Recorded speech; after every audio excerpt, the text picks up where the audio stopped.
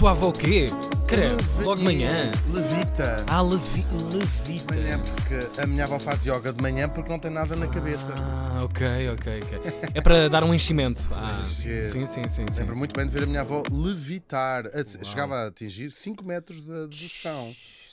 Foi na altura que tivemos depois até refazer o telhado e como sabes, não era uma casa pequena. Sim. Tinha um bom pé direito. E meio torto já, porque era uma casa muito antiga. Claro. Olha, geralmente aqui e sobretudo para acabar a semana, até tem um pontapé numa garrafa. A garrafa de whisky, a sempre eterna garrafa de whisky que acompanha o meu colega e amigo Tiago Ribeiro.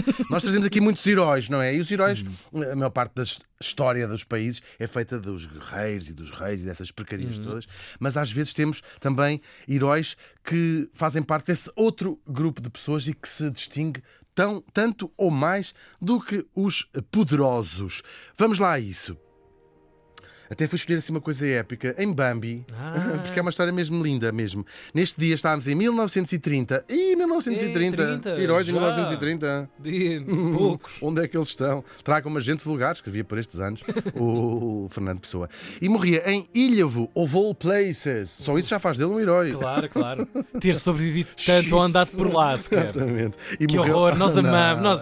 Mesmo, já fizemos tantas tudo. coisas em Ilhavo, lindas mesmo.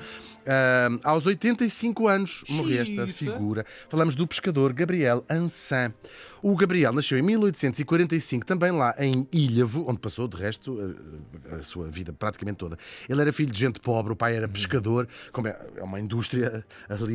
Aliás, dali sabemos bem, foi muita gente, não para pescar ali no mar ao pé, mas para a pesca do bacalhau. É dali que sai grande parte dos homens que fizeram a pesca de bacalhau durante imenso tempo. E para a gente depois aquilo, mais nada. Come, eu já sabia. Estava a ir tão sem bem. pensar o que estas pessoas passavam. E ele próprio vai seguir as pegadas, não, que aquilo é na água. Não, é... Vai andar sobre a água. As braçadas dentro da água. As braçadas. As anzoladas e as redadas. Ele seguiu as braçadas do pai. Opa, lá maravilha. na chata do pai. Durante muitos anos, eles lá iam os dois para Lisboa. Vinha, a pesca vais ao longo da costa conforme o peixe dá. Claro. Aquilo está a puxar mais para baixo. Vinham eles atrás do peixe. Vinham sempre a escudar o peixe. E lá vinham eles. Esta época da pesca, não sei como é que isto se chama, não é? Como há na caça, não é? Sim. Novembro a maio, vinham pescar sável. É mesmo aquela coisa. A pessoa tem €1 no bolso e diz assim: o que é que eu vou a um sábel? Não, acho que é uma iguaria aí em alguns sítios. Agora também tudo é uma iguaria agora, não é? Até o atum agora é uma iguaria. Claro. Até o bacalhau, que na altura era acedo, Pois.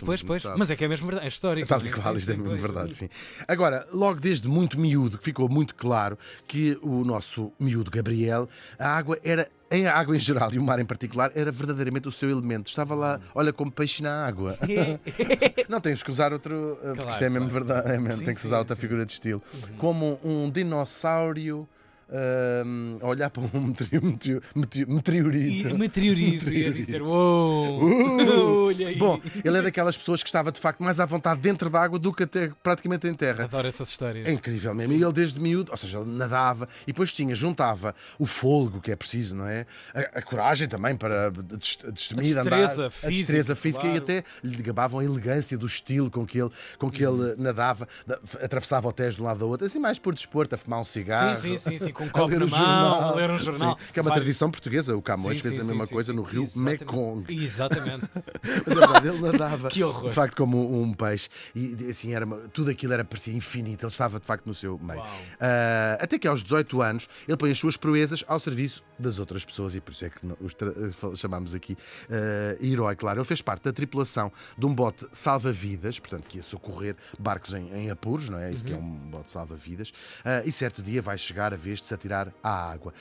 Claro, ele andava lá no bote, os botes aproximam-se, mas às vezes para chegares alguém tem que se atirar à água, alguém com coragem para o fazer. Sério, e quando um barco está em apuros, muitas vezes está no mar, ele próprio alteroso, como se diz do mar. Alto e alteroso. Claro, portanto é uma expressões com que deves ter crescido bastante lá no E sei bem o significado de uma onda de 12 metros. É assustador. Mar cavado, ondulação de 10, 12, 14 metros. Estamos a falar de prédios.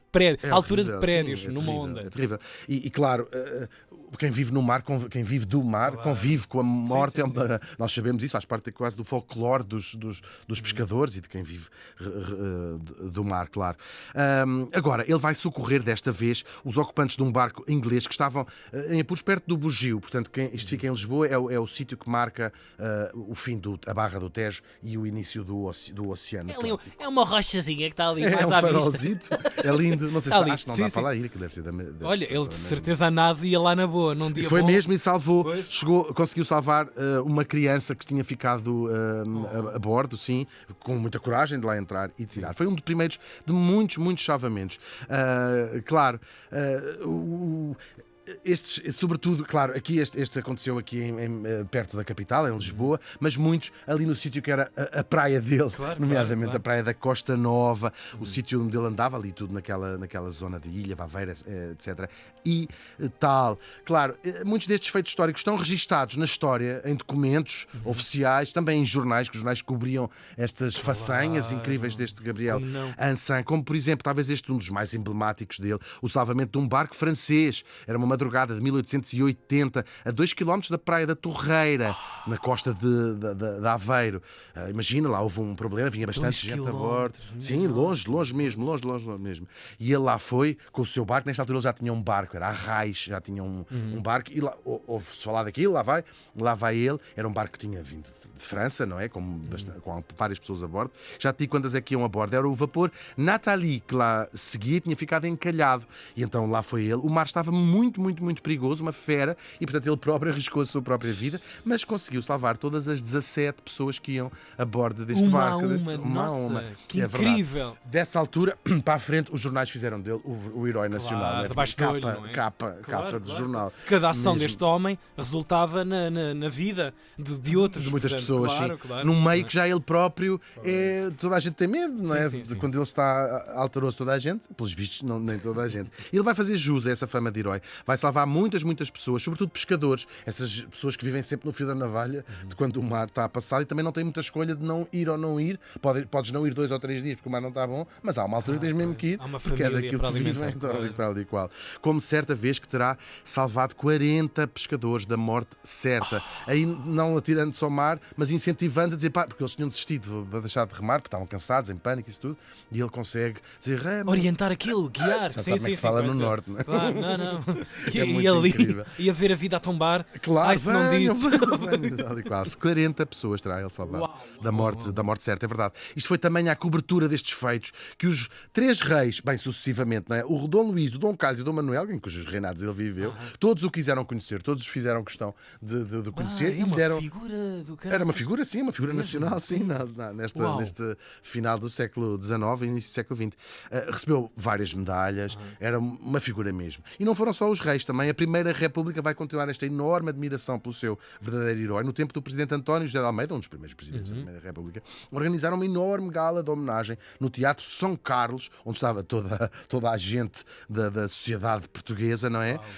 E o presidente ficou tão emocionado que até lhe deu 2 beijos agarrou o Gabriel Ansan e deu 2 beijos nas caras. Vocês acham que o Marcelo é que inventou os afetos? Os afetos já existiam até na Primeira República, já havia que aquilo não fechavam bem a tampa, mas os afetos já estavam lá. Estavam lá tudo. A monarquia menos. Até começámos com a história de um rei que bate na própria mãe. Já sabemos que isto é um mito. Spoiler! Claro. Agora, claro que este lobo do mar não precisava deste reconhecimento, mas não deixa de ser também épico que um homem praticamente analfabeto e que vindo de gente muito pobre, ter-se tornado o ídolo desta elite na capital, mas também na sua região, naquela região de Aveiro, não é? O Estado tinha-lhe dado uma pensão, só que nestas atribulações da Primeira República, vai, não vai, a pensão pagavam-lhe muito tarde, às vezes passava 2, 3 e 4 meses, e era nessa altura que se chegava à frente as pessoas mais ilustres da sua região de Ilha. Quando faltava a pensão, ele era, claro, mas auxiliavam da maneira, era o convidado de honra na casa dos Pinto Basto, por exemplo, a família que tinha a Vista Alegre, talvez a família mais ilustre de Ilha. Isto é muito fixe. Agora, claro que ele não era menos herói para o povo e não é para menos. Claro. Lá está, sim, é verdade, lá está no lugar onde ele nasceu e onde passou a maior parte da vida, desta extraordinária vida, uma estátua que o lembra e que lembra também as mais de 120 pessoas cuja vida ele tirou do mar. Ele morreu muito velhinho, como já dissemos, e a morte fez capa de todos os jornais, Diário de Notícias, o SEC, todos os jornais que havia na altura, lá fizeram a capa dele. Morreu com 85 anos, portanto já bastante velhinho. É uma figuraça do caraças. É mesmo. Podemos correr o que quisermos, mas há qualquer coisa de sobre-humano, Claro. sobretudo na tomada de uma decisão que é a tua vida deixar de interessar para outra coisa ser mais importante, como salvar alguém. Claro, e não temos É não há heroico muitos isso. elementos, né? Não O há, fogo, claro. o Sim, ar, sim. e portanto alguém desafia isto, Sim. e não em causa própria, mas para salvar outras pessoas, é extraordinário. Ele morreu rodeado de gente ilustre de Ilha, lá estava um poeta, lá estava essa gente no seu quarto, quando ele morreu, e deixaram em testemunho os seus últimos momentos, que é muito, muito, muito emocionante. Ele estava muito perto do fim, era um homem, como calculas, uma coragem enorme, ninguém estava habituado a vê-lo numa fase mais frágil, e este velho lobo do mar, que pela bravura se tinha tornado um herói nacional, admirado por reis e por pescadores e por toda a gente, começa a chorar copiosamente. É muito bonito este final. Ficaram toda a gente muito impressionada, nunca tinham visto aquele homem chorar, um homem tão com aquelas masculinidade, com aquela frieza. Fase, sim. Claro. E um poeta dali de Ilha perguntou-lhe: porquê é que está a chorar? E o nosso marinheiro lá responde entre as lágrimas: porque nunca mais vou voltar a ver o mar. O Gabriel Ançã morreu faz hoje 94 anos.